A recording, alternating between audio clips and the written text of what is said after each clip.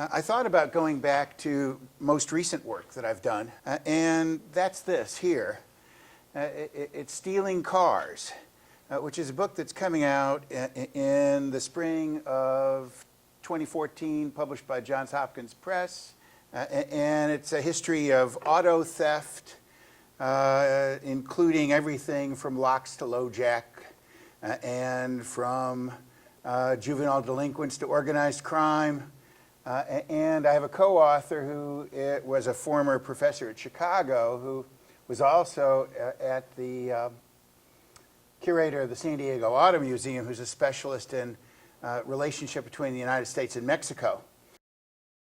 And she's got a chapter on cartels, gangs, and the movement of cars to Mexico. So I thought about doing that, and actually kind of curiously ties in with some of the material that's been talked about in the previous two presentations related to digital technology and essentially now auto thieves are the best are hackers into computer systems that constitute the security systems of automobiles. And I thought about that, but I like to always push forward. And one of the things I need to know much more about is the 1970s and 1980s. And so I got involved in preparing this presentation, which is all about the love affair of the automobile, or the lack thereof in more recent times. And when did it happen? Why did it happen? That's what we want to address here, and I'm going to focus on the early 1970s. So that is a part of some work that I'll be doing as I revise and put out a second edition of a book that I published in 2009 entitled The Automobile in American Life. Why this particular slide? Because I wanted to thank the Research Council for a 2011 summer research grant that helped fund this particular work. For the American automobile industry, the 70s have never ended. Intense foreign competition, high fuel prices, federal government regulation concerning safety and the environment, quality and reliability, potential powertrain transitions, and disaffected consumers all surfaced during the early 1970s and never really went away. Yet scholars focusing on automobile history have utterly neglected the decade. Perhaps the oversight is because of the years, because these years followed the glorious 1950s and 1960s. Perhaps the disregard is a consequence of enthusiast disdain of what is regarded as the post-1972 malaise era. On a far broader scope than that of auto history, Andreas Killen has argued that the 70s continue as, quote, the foundling of recent American history, claimed by no one. Nevertheless, in terms of both automobile history and global history, this period contains all the ingredients of revolutionary and enduring change.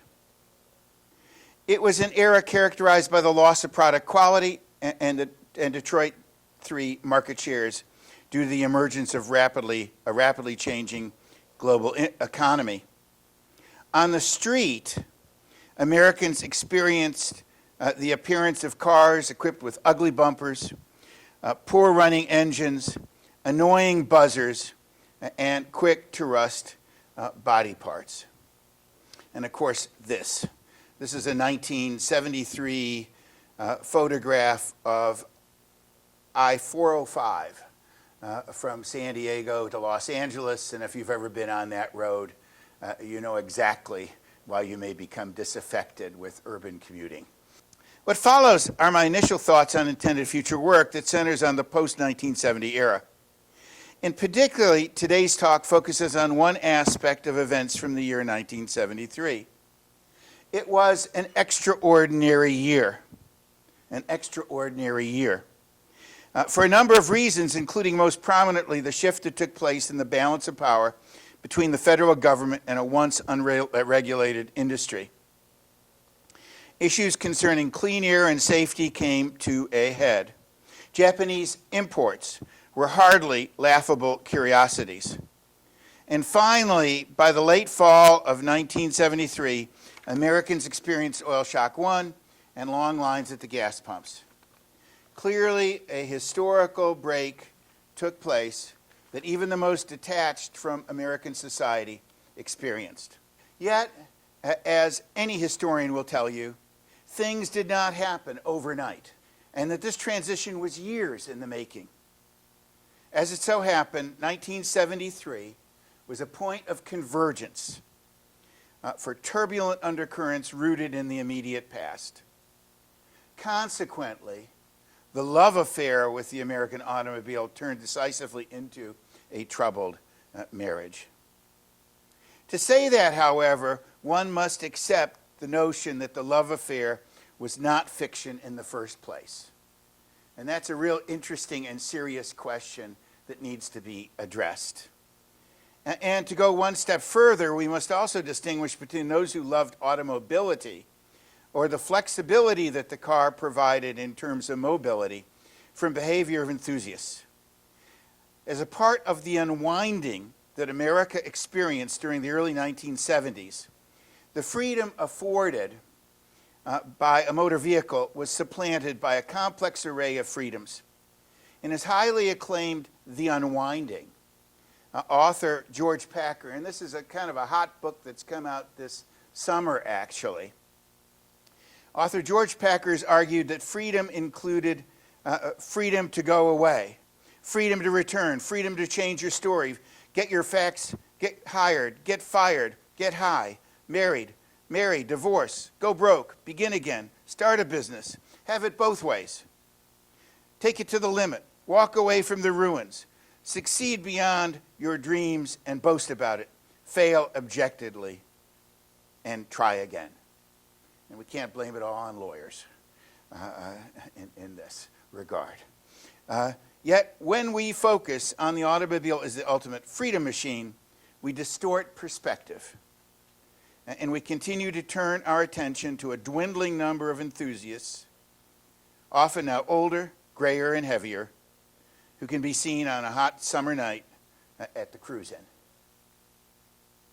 While those who fell in love with the automobile before 1973 live on and continue to see the car as a freedom machine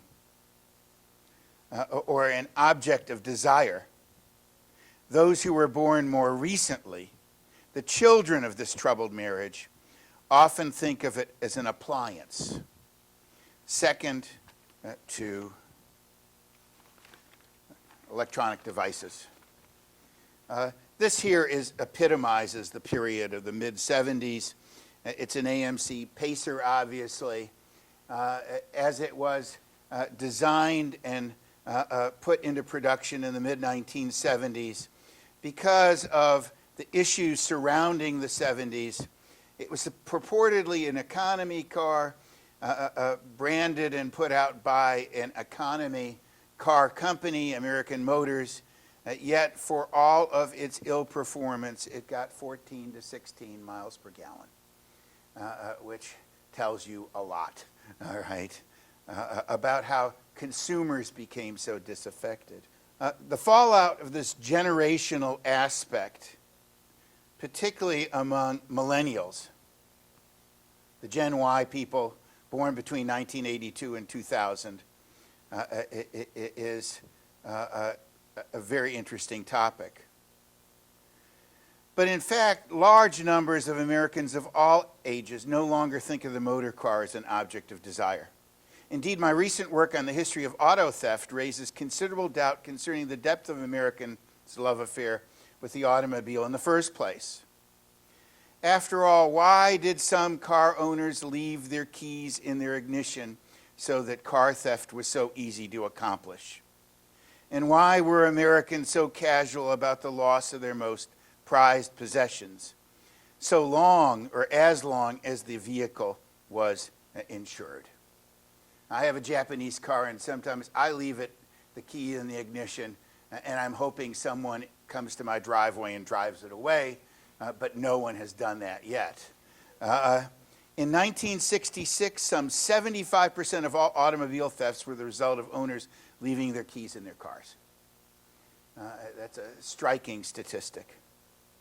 Careful observers of contemporary American car culture argue that even before the 2008-9 recession, something fundamental was changing as driving miles and personal and household car ownership in the United States began to drop. In Detroit, automakers are well aware of this lack of consumer interest. This is a very hot topic in Detroit, particularly among this younger market segment, and have dedicated considerable resources to both understand and remedy the problem. Most recently, Brandon Shuttle and Michael Sivak at the University of Michigan's Transportation Research Institute published several studies on the topic of young adults, and they classify young adults as 18 to 39. That's pushing it, I think. But their lack of interest in driving. One survey released in August 2013 concluded the majority of unlicensed young people claimed they were either too busy, too poor, rode with others, or preferred to walk or bike. Less than 10% of the group did not drive because of environmental concerns.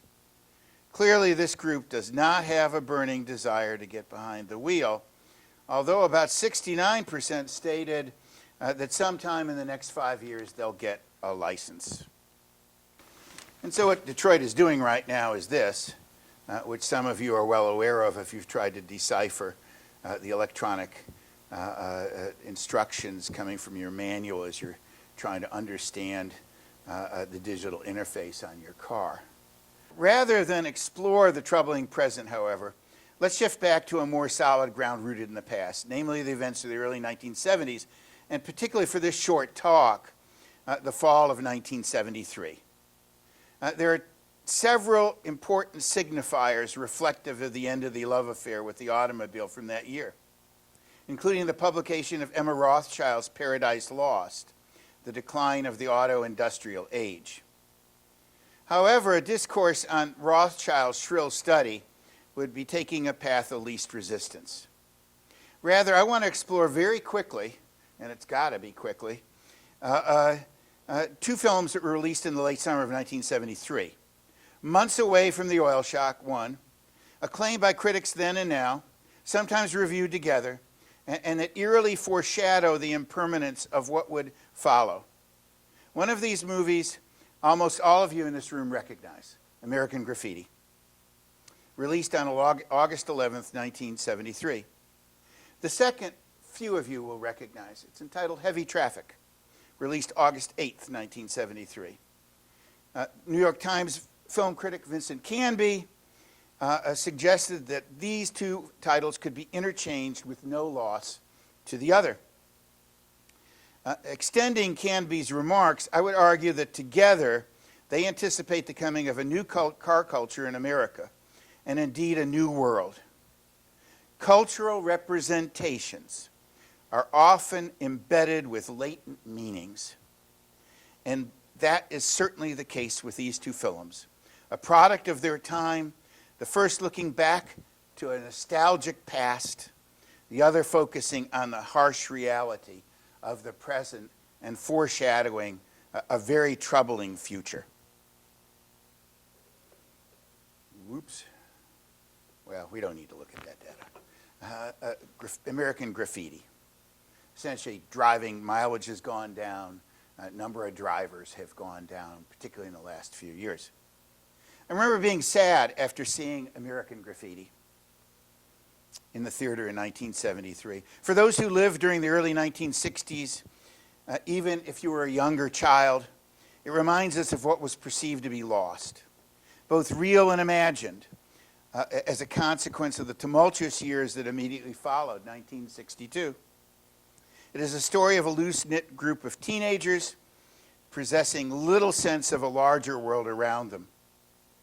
The story is seen through the eyes of producer or director George Lucas, and it's set in his hometown of Modesto, California. It's really Lucas's autobiography of sorts. Each one of the central male characters represent Lucas at 1 year stage as he's growing up and going through high school. And so the nerd is in the 9th grade, the greaser is in the 10th grade, the intellectual is actually in the 12th grade. If you remember that film that starred so many future great Hollywood figures. And year by year reflections. Anyway, it's also about a community of youth, friendly, harmonious, idealistically so, and with no parents around them to supervise, especially on that last late summer evening before two central characters are to leave for college back east. The music of the 50s creates the mood, and the cars, ever so luscious, hot rods, customs, T-Birds, 56 T-Birds, 58 Chevys, two-tone Edsels, take us gracefully from scene to scene. And with the exception of Kurt, or Richard Dreyfuss's Citroën, American cars are celebrated in this tribute to the golden age of the automobile. What a better place to use as a stage than California, the global epicenter of car culture then and now. American Graffiti is a film about the end of one era, the 50s, that was released just as another era was about to come to an end. The Vietnam War in 1973 was essentially over. POWs were coming home. Morrison, Joplin, and Hendrix were dead.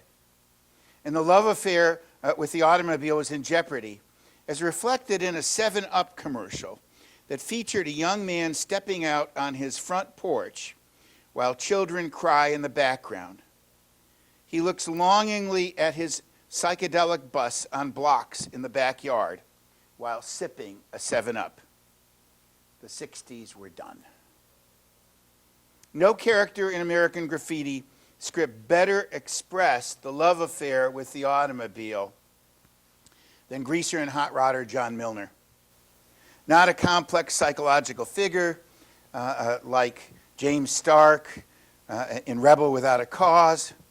Milner, on several occasions, unnervingly suggests, however, that things related to the automobile are about to change. At one point, he remarks, the whole strip is shrinking, an apt description for the end of the 50s. And ironically, it is Milner, of all the young people in the group, who are most uncomfortable with change. Unlike his college-bound friends, he exclaims that he will continue to live in the valley and have fun, like always. But Milner's small world is a place of impermanence. He has this unintended date, 14-year-old Carol, and essentially as they're cruising around, they listen to the Beach Boys on the radio, and Milner exclaims, rock and roll has been going downhill ever since Buddy Holly died. And while American Graffiti contains many lighthearted scenes, one of the most important is this one. In this junkyard, the two talk, they look at smashed up vehicles, and Milner goes on to say about the innocent passengers who were killed in these cars, why are cars created, all the dinglings get it sooner or later. Maybe that's why they invented cars, to get rid of dinglings, tough when they take someone with them. As Milner would argue, essentially, and he would conclude, he is in a road film where the road goes nowhere. The other film is Heavy Traffic, also released that year. And it was reviewed as a film of a high unusual order. It's also a low-budget film. It was to have a final chase scene, and that chase scene never took place because of a controversy between the director and the financial backers. What it does have, however, is a scene involving the quintessential song of the golden age of the 1950s, Chuck Berry's Maybelline, and the total disintegration of the automobile amidst a frenzy of violence and sexuality. Now, I'm getting close to the end of time. What I would like to say, just in quick closing, while impermanence has always been a part of the American auto industry and American life, the rapidity of that change after 1973, coupled with associated structural transitions, was unprecedented. The categorization and explication of these forces are topics for a major scholarly work, and well beyond the scope of a 20-minute talk in which I'm rushing right through. It promises to be an exploration into virtually an unknown historical territory, but it's also territory that I lived through. And yet, at the time, I did not understand. And that's what historians sometimes do. We go back and afterwards try to reconstruct that era that was so perplexing, but that we were so essentially oblivious to because of our own pursuit of day-to-day activities and our own issues, concerns, and the everyday necessities of life.